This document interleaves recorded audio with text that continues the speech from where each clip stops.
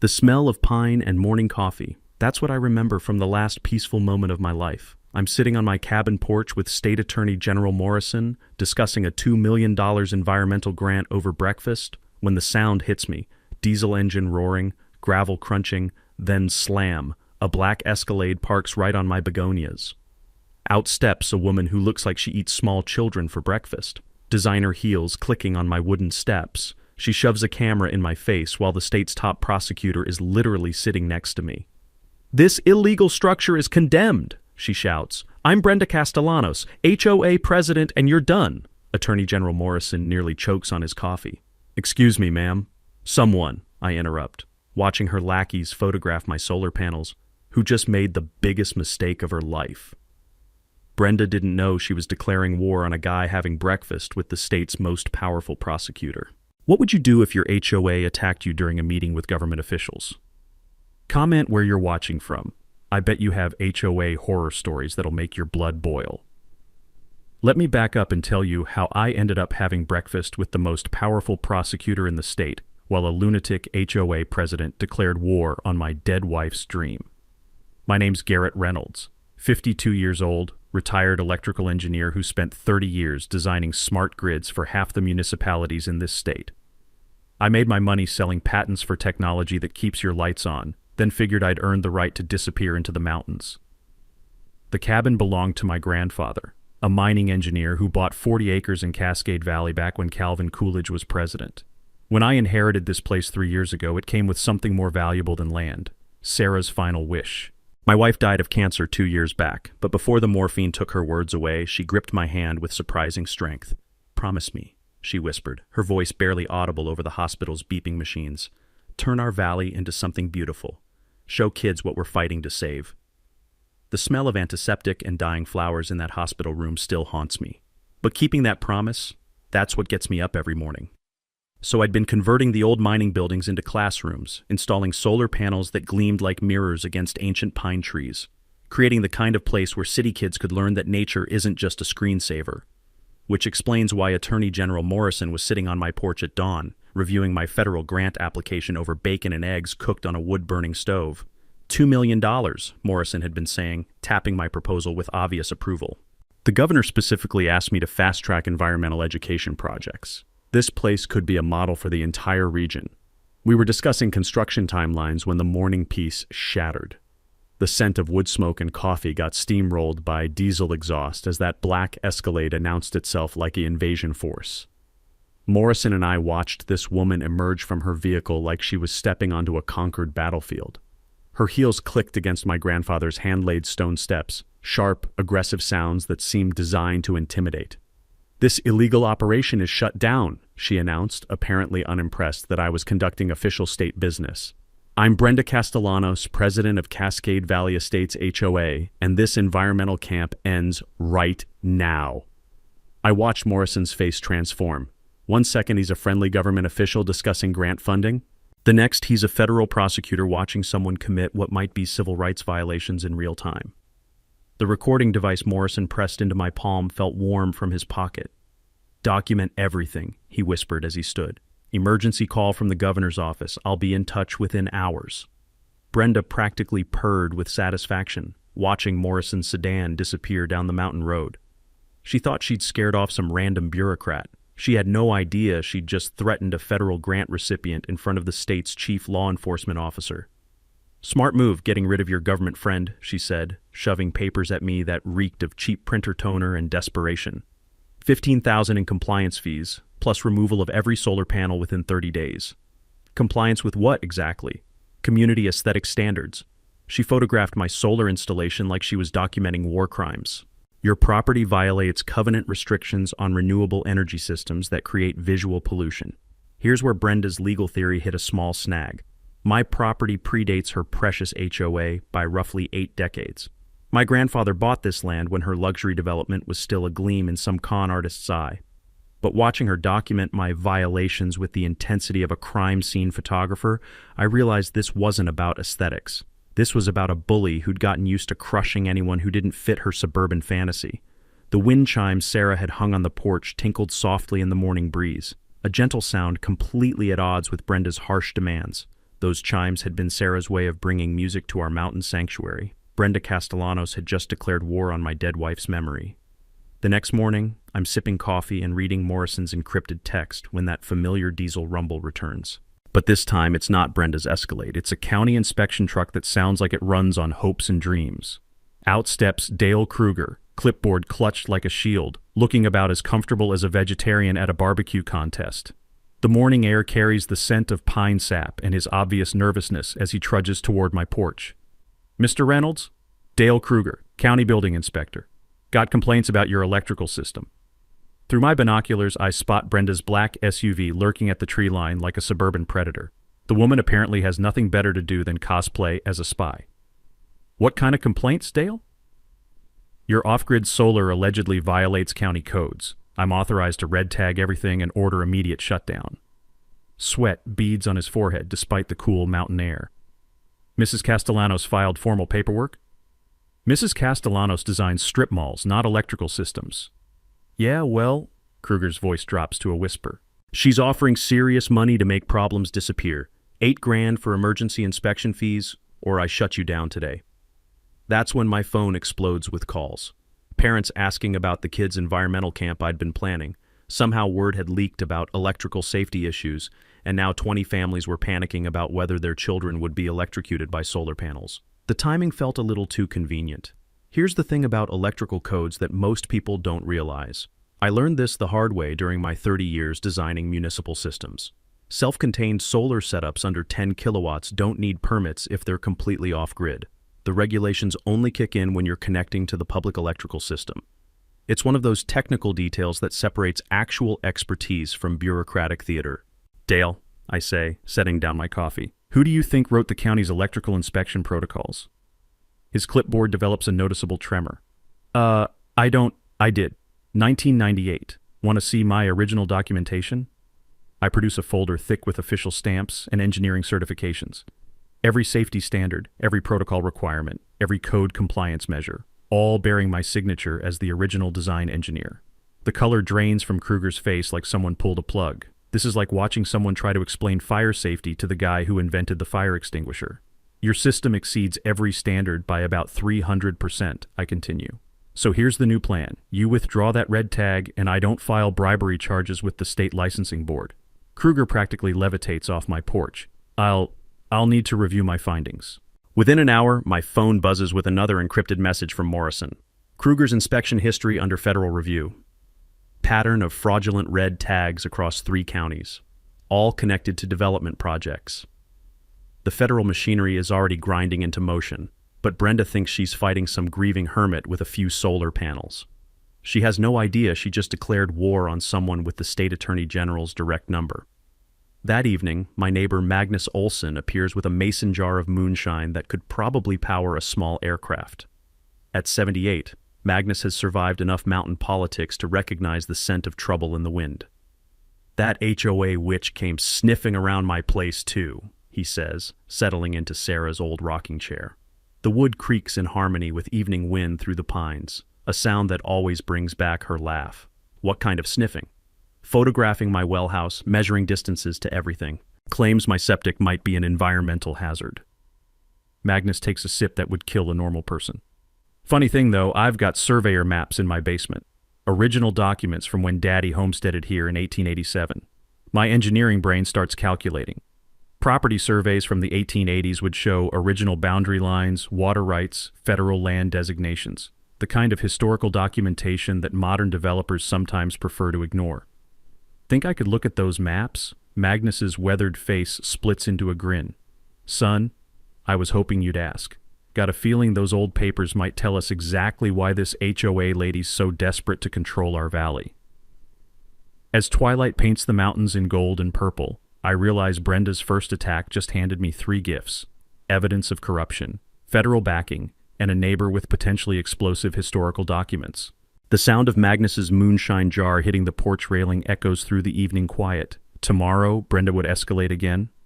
But tonight, for the first time since this war started, I'm actually eager to see what she tries next. Sometimes the best defense is letting your enemy think they're winning while you build a fortress they can't see. A week later, I'm setting up outdoor science stations for the first group of visiting kids when a truck I don't recognize pulls into my driveway. Cascade Environmental Solutions, painted on the side in letters so fresh the paint probably isn't dry yet. Out steps a guy who screams, "Fake it till you make it." Expensive boots, brand new clipboard, and the kind of overconfidence that comes from never being questioned. Rico Castellanos. Yeah, same last name as our HOA dictator. Keeping the corruption in the family, apparently. Rico Castellanos, certified environmental consultant, he announces like he's introducing himself at the Oscars. Emergency complaint filed about groundwater contamination. Need to test your well immediately. The 20 kids I'm teaching about mountain ecosystems suddenly look worried. Their parents trusted me with their children, and now some guy in a hard hat is talking about poisoned water. What kind of contamination? I ask, watching Rico unpack testing equipment that still has Home Depot price stickers. The dangerous kind that requires immediate evacuation. He's collecting water samples with all the scientific precision of someone making Kool-Aid. My preliminary analysis shows serious contamination levels. Here's something from my engineering days that most people don't know. Real environmental testing requires proper sample handling, certified labs, and documented chain of custody procedures. A guy with a drugstore pH meter collecting samples in recycled pickle jars isn't exactly following EPA protocol. Rico spends exactly 4 minutes analyzing my water before announcing his verdict. Confirmed contamination. Health department will receive my emergency report within the hour. You'll need immediate septic replacement, $25,000 through my recommended contractor. That's when the trap springs. My phone rings with a call that makes my blood freeze. Mr. Reynolds, this is County Health Department. We're ordering immediate evacuation of all persons from your property due to emergency environmental hazards. You have 1 hour to clear the premises. 20 kids, 20 parents who trusted me, and now I'm supposed to tell them their children might have been exposed to contaminated water while learning about environmental protection. The irony tastes like ashes in my mouth. But here's where Rico's amateur hour performance falls apart. I notice him photographing not just my well, but my solar installation, my workshop, even Sarah's memorial garden. Environmental consultants test water. They don't conduct property appraisals. Rico, I say, mind showing me your state certification? His swagger evaporates faster than mountain mist in sunshine. My credentials are currently being renewed with the licensing board, which means you don't have any. 20 minutes later, a federal vehicle arrives that makes Rico's truck look like a toy. EPA agent Patricia Hayes steps out with the kind of equipment that costs more than Rico's entire operation, and the no-nonsense expression of someone who's dealt with actual environmental disasters. Mr. Reynolds, EPA Regional Office. We received reports about water contamination. She glances at Rico, who's suddenly very interested in his phone screen. Standard protocol requires independent federal verification for evacuation orders. Rico's fake equipment disappears into his truck like evidence at a crime scene. Got other appointments, he mumbles, tearing down the mountain road so fast he leaves rubber on my gravel. Agent Hayes runs proper tests with sealed containers, certified procedures, and actual scientific methodology.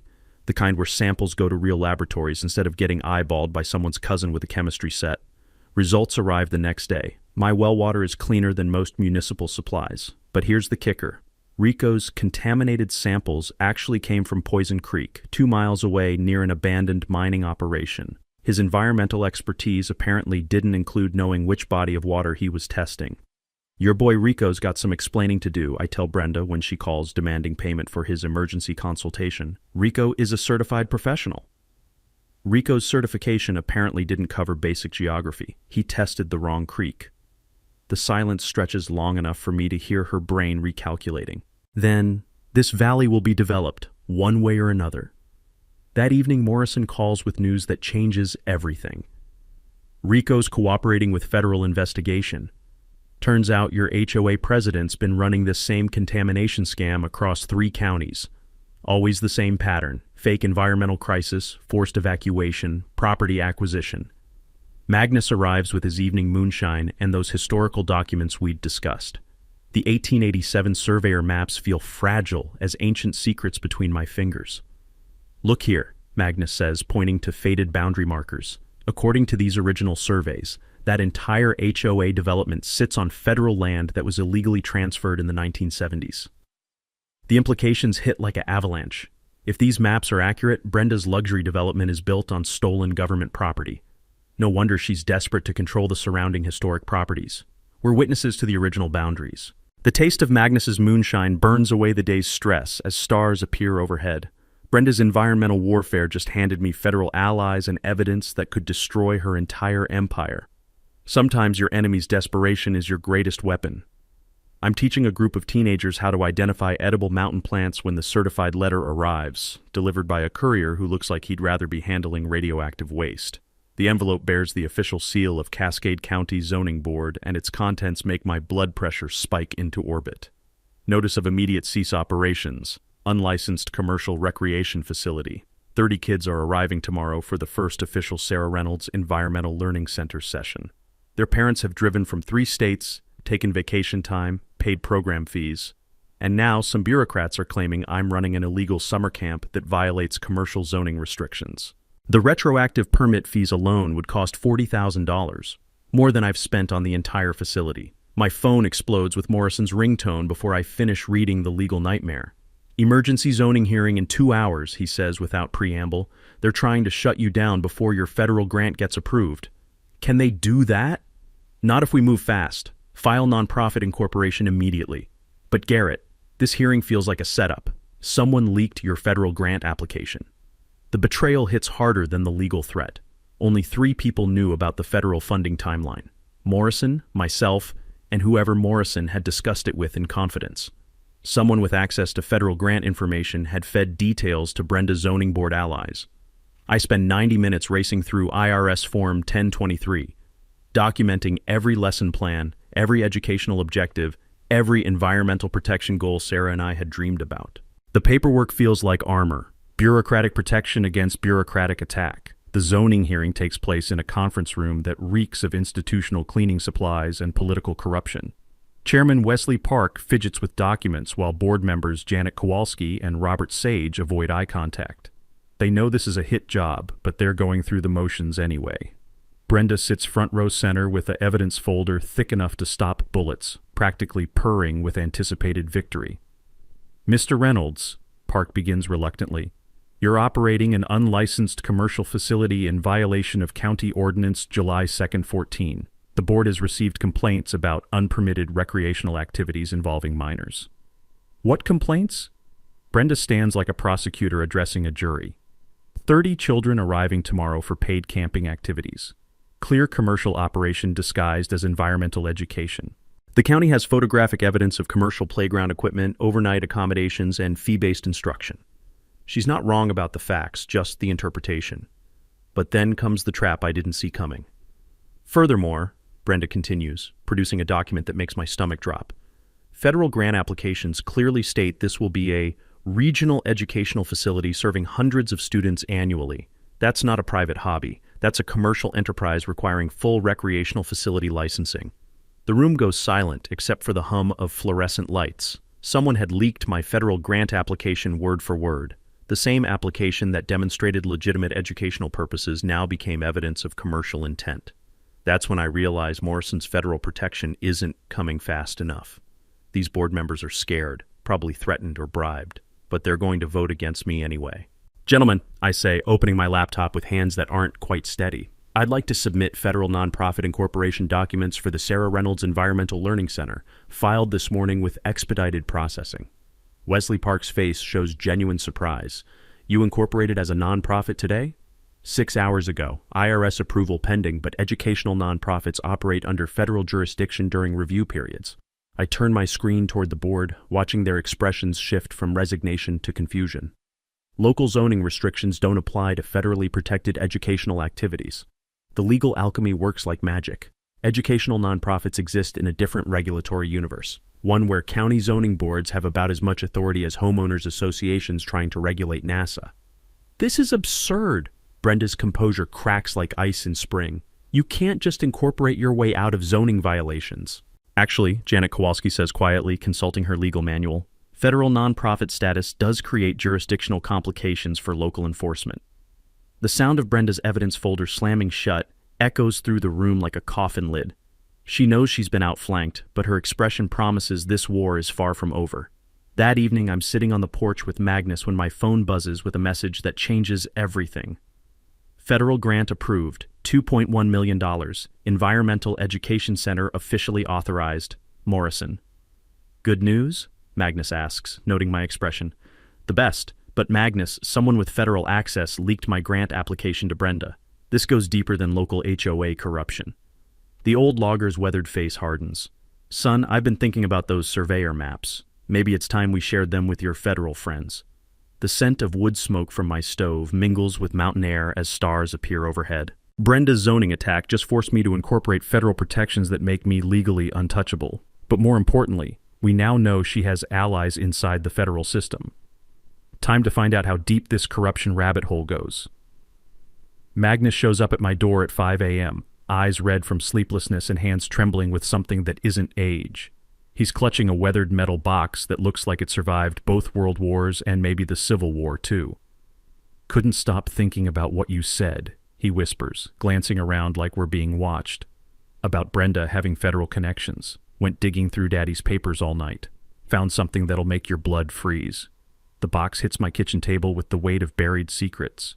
Inside, wrapped in oilcloth that reeks of decades-old machine oil and mountain dampness, are documents that look like they belong in a museum. Daddy was more than just a logger, Magnus says, his voice barely audible. He was federal land surveyor before he retired, kept copies of everything, said you never know when the government might need reminding of its own promises. The first document makes my coffee cup stop halfway to my lips. It's a federal land patent from 1887, signed by President Grover Cleveland himself, designating the entire Upper Valley as Permanent Watershed Conservation Area protected in perpetuity for environmental preservation. Magnus, this means every house in that development sits on federal land that was never supposed to be sold, ever. My hands shake as I unfold a survey map that shows boundaries completely different from modern property lines. According to this century-old document, Brenda's luxury development occupies 847 acres of federally protected watershed. But the real bombshell comes in a manila folder marked, Fraud, Keep Safe. Inside are photocopies of correspondence between Magnus's father and the Bureau of Land Management, documenting a 1970s land grab that would make corporate raiders blush. Look at this, Magnus says, pointing to a letter dated 1973. Developer Harrison Walsh had petitioned to buy conservation land for recreational development. The federal response was brutal. Request denied. Conservation status permanent and non-transferable under Federal Land Protection Act of 1906. Then comes the smoking gun, a county deed transfer dated exactly 1 year later, showing Walsh had somehow acquired title to the same federal land through local county offices, completely bypassing federal authority. This is impossible, I breathe, studying the forged signatures. You can't transfer federal conservation land through county clerks. That's what Daddy thought too, so he kept digging. Magnus produces a photograph that makes my stomach drop into my boots. It shows Walsh shaking hands with County Clerk Robert Morrison Sr., a man whose smile looks exactly like his son, the current state attorney general. The room goes silent except for the sound of my worldview crashing. Morrison's father was part of the original land fraud, which means Morrison's interest in my case might not be about environmental protection or fighting corruption. It might be about covering up his family's role in the biggest federal land theft in state history. Magnus, I whisper, how long have you known about Morrison's connection? Suspected for years. His daddy got rich awful fast after that land deal went through. But I needed someone smart enough to connect the dots. The old logger's eyes hold 70 years of watching corruption flourish. Someone the federal government would believe. The taste in my mouth shifts from morning coffee to metallic fear. If Morrison is protecting his father's legacy instead of fighting fraud, then I've been feeding evidence to the wrong side of this war. My phone buzzes with Morrison's number, and for the first time since this started, I'm afraid to answer. Don't tell him what we found, Magnus whispers urgently. Not yet. We need to figure out who we can really trust before this gets any deeper. The morning sun streaming through my kitchen window feels cold as winter shadows. Brenda's harassment campaign just revealed a federal conspiracy that reaches into the highest levels of state government. And I might have been working for the enemy all along. I spend 3 hours staring at that photograph of Morrison's father, my coffee growing cold while I calculate how thoroughly screwed I might be. Every encrypted text, every federal favor, every piece of inside information Morrison provided, was it genuine help or elaborate damage control to protect his family's legacy? My phone rings exactly at 9 a.m., Morrison's number glowing like a threat. Garrett, emergency meeting, federal task force is moving today, but we've hit complications that require immediate discussion. The word complications hits my stomach like a brick. What kind of complications? The kind that could destroy everything we've built. My office, 1 hour. After he hangs up, Magnus grabs my wrist with grip strength that could crack walnuts. Son, you walk into that office, you might not walk out with the same story you walked in with? Then what's your brilliant alternative? Magnus opens a notebook that looks like it survived the Oregon Trail. We build our own federal case. People in this valley who've been waiting decades to take down the Morrison corruption machine. The first name surprises me. Dr. Elena Vasquez. Turns out Elena's been documenting illegal mining operations across 3 counties, always watching her research disappear into the black hole of the Attorney General's Environmental Crimes Division. 20 years of geological surveys proving systematic watershed destruction, Magnus explains. 20 years of evidence that mysteriously becomes insufficient for prosecution when it hits Morrison's desk. We drive to Elena's university office, where she greets us surrounded by maps that look like crime scene documentation. The scent of her herbal tea can't mask the smell of frustration that permeates her research. I've been wondering when someone would finally connect these dots, she says, spreading geological surveys across her desk. Every environmental violation, every illegal development, every federal land grab, they all trace back to cases that die in the state attorney general's office. The second ally makes my jaw drop. Rosa Sage, the environmental attorney who expedited my non-profit filing. Magnus reveals she's been fighting suspicious land development for 15 years, always hitting the same bureaucratic wall. Rosa's family lost their ranch to eminent domain in 1983, Magnus says. Guess who was deputy county attorney signing off on the seizure paperwork? Morrison Sr. The student becomes the teacher. Rosa arrives looking like someone who's been waiting her entire legal career for this conversation. Her briefcase contains files that paint a picture of 40 years of systematic corruption, all protected by the Morrison family's political machine. The pattern is surgical, Rosa explains, spreading legal documents like tarot cards predicting doom. Federal land fraud cases get buried in procedural delays. Environmental crimes disappear into jurisdictional disputes. Victims get exhausted by legal costs and give up. Elena adds the scientific evidence that makes my engineering brain start calculating in overdrive. Illegal development has contaminated 3 watershed systems affecting federal forest lands. Environmental crimes on federal property trigger mandatory prosecution. Even Morrison can't make those disappear. Here's something most people don't know about federal environmental law. When conservation land gets contaminated by illegal development, the federal government has emergency powers to prosecute without state involvement. The Environmental Protection Act creates federal jurisdiction that bypasses state corruption entirely.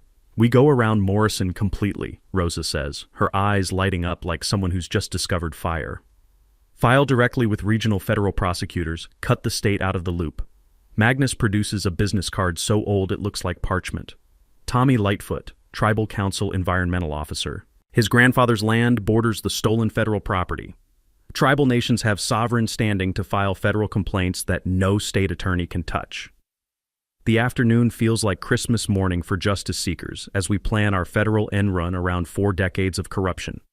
Elena will document environmental crimes, Rosa will file federal complaints, Magnus will provide historical evidence, and Tommy will represent tribal sovereignty in federal court. But we need intelligence about Morrison's countermoves, Rosa says. Someone he trusts to gather information about how deep this cover-up network goes. They all look at me like I just volunteered to wrestle bears. You want me to spy on the state's most powerful prosecutor? You want justice for Sarah's dream? Magnus counters, his weathered face serious as mountain granite. The sound of wind through pine trees carries the gentle music of Sarah's porch chimes, the ones she hung to bring peace to our mountain sanctuary. She'd want me to fight for truth, even if it means walking into a trap designed by the most dangerous lawyer in the state. Sometimes the most terrifying path is the only one that leads to justice. That evening, I text Morrison. Sorry about missing your call. Federal paperwork crisis with the grant. Still need that meeting? His response comes back instantly. Tomorrow 2 p.m. Private office. Come alone. The taste of fear mixes with determination as I realize I'm about to play poker with a man who's been holding all the cards for 40 years. Time to find out if I'm brave enough to call his bluff. Morrison's office reeks of leather and lies when I arrive wearing Rosa's wire, my palms sweating against the tiny recording device taped to my chest. The Attorney General greets me with his trademark smile, but something predatory lurks behind those politicians' eyes. Garrett, thank God you're here. We've uncovered disturbing evidence about Brenda's escalation. He spreads surveillance photos across his mahogany conference table. Night vision images showing figures in dark clothing cutting cables near my solar panels, dumping chemicals near my well, planting devices around my property perimeter. Professional sabotage team, Morrison explains, his voice carrying concern that feels rehearsed. Federal surveillance caught them attempting to poison your water supply and disable your electrical systems. But here's what makes my blood freeze. These photos are too perfect, too detailed, too professionally composed. The timestamps show weeks of surveillance I never authorized using equipment I never knew existed. Morrison, I say carefully, how long have federal agents been watching my property without telling me? His pause stretches exactly 3 seconds too long. Protective surveillance started after the first harassment incidents. That's when the real trap reveals itself. Morrison slides another photo across the table, Magnus carrying his document box from my cabin, Rosa visiting with legal files, Elena photographing geological evidence around my property. Unfortunately, Morrison continues, our surveillance also captured your unauthorized meetings with individuals who may be compromising the federal investigation. The son of a bitch has been documenting our alliance, building a case that we're interfering with federal law enforcement. Every meeting, every shared document, every piece of evidence we've gathered, all recorded by Morrison's surveillance team. My phone explodes with an emergency call that makes my heart stop beating. Garrett! Elena's voice cracks with panic. Magnus collapsed at home. Ambulance took him to Valley General. His oxygen machine failed during a power outage that only affected his house. I have to go, I say, standing so fast my chair tips backward. Morrison's expression shifts to something that might be genuine concern or perfectly practiced sympathy. Of course, but Garrett, be extremely careful. This case has attracted very dangerous attention. The 20-minute drive to the hospital feels like crossing enemy territory. Every shadow could hide surveillance. Every vehicle could contain Morrison's people. Every turn could lead to another trap. Magnus looks like he's been fighting a war and losing when I find him in the ICU, connected to machines that beep like electronic death watches. But his eyes burn with the fury of a man who's seen too much mountain politics to be easily fooled. Wasn't no power outage, he whispers when I lean close enough to smell the hospital antiseptic. Heard vehicles around midnight, then someone cut my main electrical line. Oxygen machine died, backup battery was already dead. Someone had tampered with it earlier. The metallic taste of murderous rage fills my mouth. They'd tried to suffocate a 78-year-old man in his sleep because he possessed documents that could expose 40 years of federal land fraud. Magnus, your father's papers, hidden where they'll never find them. His weathered hand grips mine with surprising strength. But son, while I was laying there waiting for the ambulance, I saw flashlights in my house. They were searching for something. That's when Magnus delivers the bombshell that changes everything. But here's what they don't know. Daddy didn't just keep copies of the fraud documents. He kept records of every bribe, every payoff, every political favor that made the land grab possible, including canceled checks written to Robert Morrison Sr. Elena calls while I'm still processing this revelation. My university office was destroyed. Professional job. They knew exactly which files to target, which servers to wipe. 20 years of geological evidence. Gone. Then Rosa. Law office burglarized. They took 15 years of federal land case files, left expensive equipment untouched. This wasn't random. They knew exactly what they wanted. The pattern crystallizes like ice forming on glass. While Morrison kept me distracted with surveillance photos and veiled threats, Brenda's team systematically eliminated evidence and attempted to murder the one witness who could prove the Morrison family's connection to the original fraud. But they made one fatal mistake. Magnus had been paranoid enough to hide multiple copies of every document in locations spread across 3 counties. Bank safety deposit boxes, tribal council archives, even waterproof containers buried on federal forest land. They think destroying our evidence will save them, I tell Elena during an emergency call. But they just proved how desperate they are.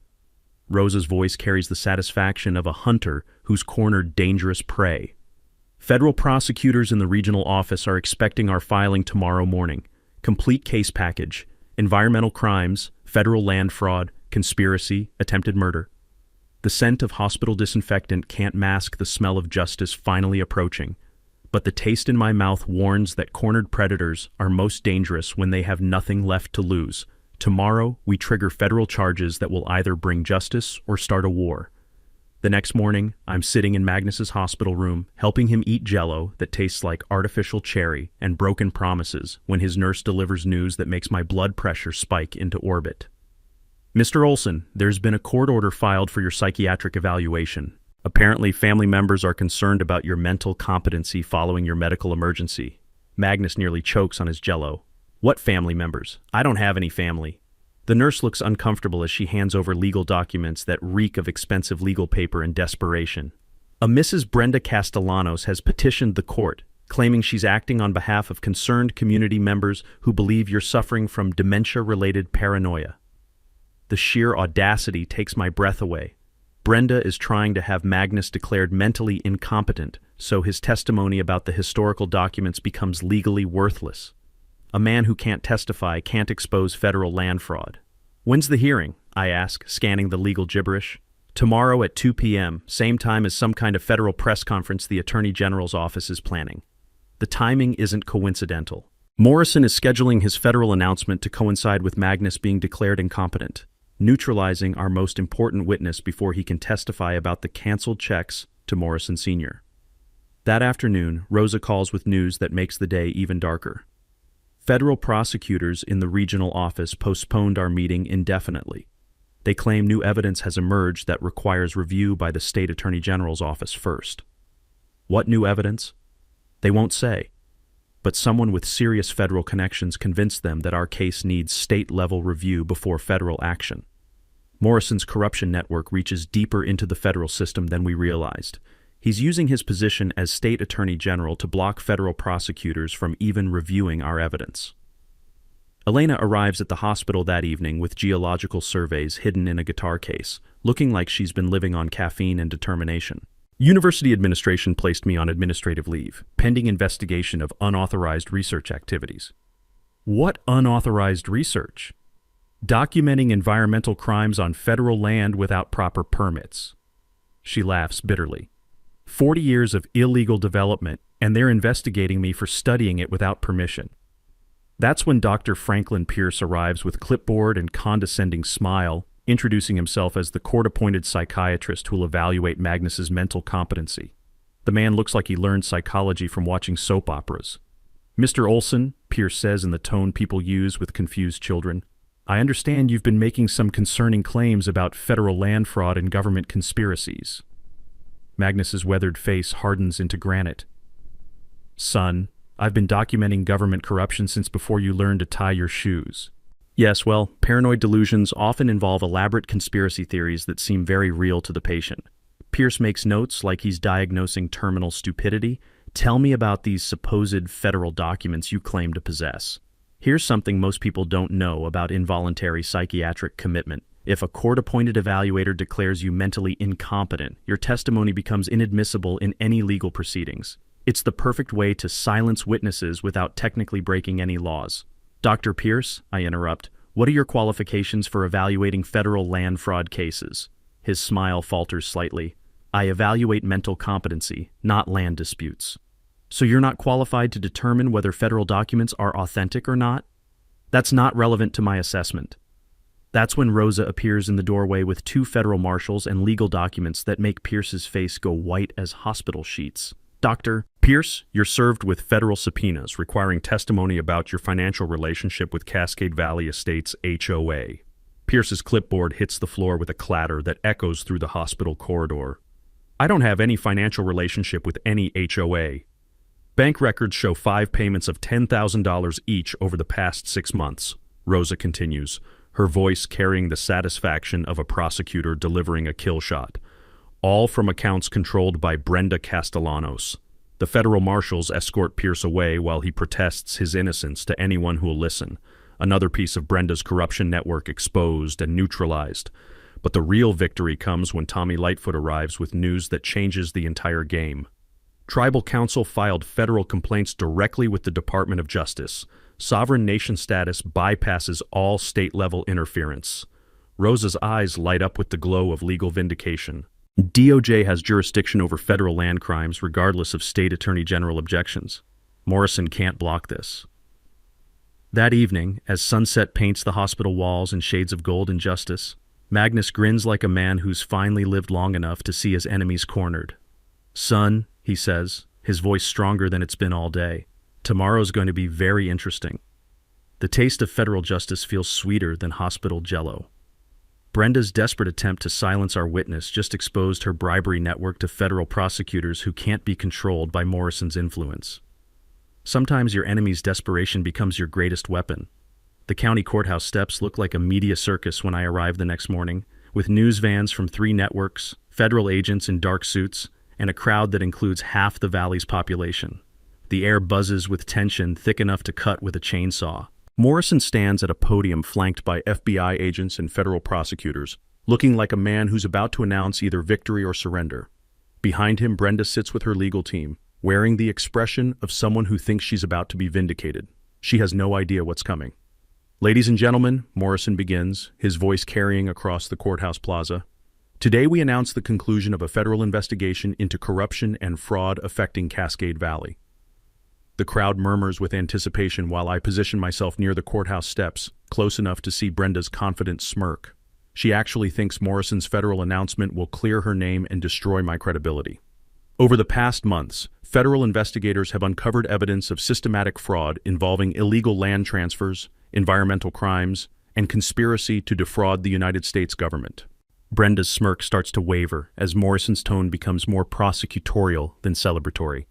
Federal agents have documented a pattern of corruption spanning 4 decades, involving the illegal transfer of federally protected conservation land to private developers through fraudulent county office procedures. That's when the bomb drops. Today, federal prosecutors are announcing criminal indictments against multiple defendants involved in what the Department of Justice calls the largest federal land fraud case in regional history. Brenda's face cycles through confusion, disbelief, and dawning horror as FBI agents move through the crowd toward the defendant's seating area. The first defendant, Brenda Castellanos, faces charges including conspiracy to defraud the federal government, environmental crimes on federal property, attempted murder, and operating a criminal enterprise under the RICO Act. The courthouse plaza erupts as FBI agents place handcuffs on Brenda while news cameras capture every moment. Her confident smirk has been replaced by the expression of someone watching their entire world collapse in real time. Federal investigation has also revealed systematic bribery of county officials, falsification of environmental reports, and attempts to silence witnesses through violence and intimidation. Dr. Pierce is led away in handcuffs, followed by Dale Kruger and Rico Castellanos. The courthouse steps look like a perp walk for an entire corruption network. But then Morrison delivers the revelation that changes everything. Federal prosecutors have also uncovered evidence that this corruption network extends into state government, including attempts to obstruct federal justice through abuse of prosecutorial authority.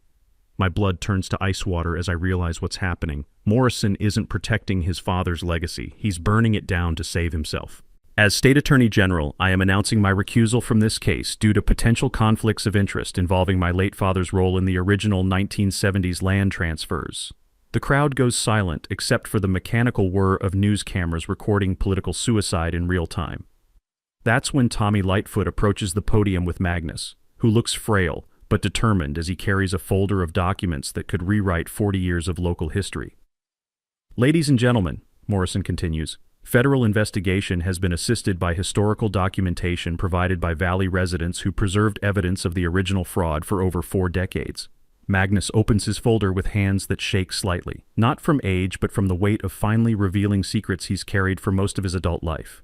These documents prove that federal conservation land was illegally transferred through bribery and fraud, that subsequent development has caused millions of dollars in environmental damage, and that attempts to cover up these crimes have involved systematic corruption of local and state government."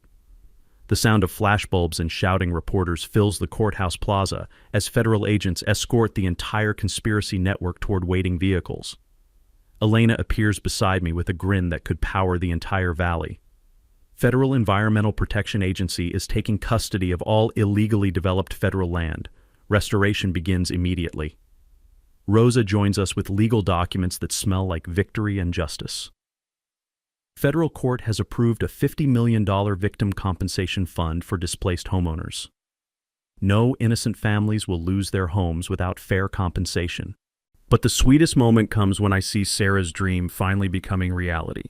A federal marshal hands me documents establishing the Sarah Reynolds Federal Environmental Learning Center, with $5 million in federal funding for environmental education programs. The taste of justice feels better than anything I've experienced since Sarah's death. Federal law enforcement has dismantled an entire corruption network while protecting innocent victims and ensuring environmental restoration. As news helicopters circle overhead and federal agents secure evidence that will keep prosecutors busy for years, I realize that sometimes fighting corruption requires patience, allies, and faith that justice exists, even when it takes 40 years to arrive. Magnus grips my shoulder with hands that have finally let go of secrets he's carried since his father's death. "Son, your wife would be proud." The sound of wind through courthouse oak trees carries the music of Sarah's memory as federal justice finally comes to our valley. 6 months later, I'm sipping coffee on the same porch where Brenda Castellanos declared war on my dead wife's dream, watching federal crews plant native wildflowers where her luxury McMansions used to blight the landscape. The morning air smells like fresh soil and poetic justice, a combination that never gets old. The federal trials were swift and brutal. Brenda got 15 years in federal prison plus $50 million in restitution. Turns out federal judges really don't appreciate attempted murder of elderly witnesses, especially when the evidence includes recorded confessions and photographic documentation of bribery networks. Rico served 3 years for environmental fraud and lost his consultant license permanently. Dr. Pierce received 2 years for conspiracy plus lifetime medical license revocation. Apparently falsifying psychiatric evaluations for money violates several federal laws he didn't know existed. Morrison shocked everyone by testifying against his father's legacy, helping federal prosecutors expand the investigation across 3 counties. His political career died, but he avoided prison by spending 2 years documenting 40 years of family corruption. Sometimes redemption looks like burning down everything your ancestors built. The 47 displaced families received an average of $135,000 each from federal victim compensation, enough to relocate with dignity or purchase equivalent properties through legitimate channels. Most chose relocation, though 12 families received federal permits to rebuild in designated low-impact areas that actually enhance watershed protection. Magnus recovered completely and now gives daily tours as official federal historian of Cascade Valley Environmental Preserve. At 79, he's having the time of his life telling visitors how his logger father's paranoid record-keeping brought down the biggest land fraud in state history. "Lived long enough to see the bastards get their comeuppance," Magnus told a group of college students last week. "That's worth more than winning the lottery." The Sarah Reynolds Federal Environmental Learning Center graduated its first class in December. 30 kids who arrived as city strangers and left as environmental advocates.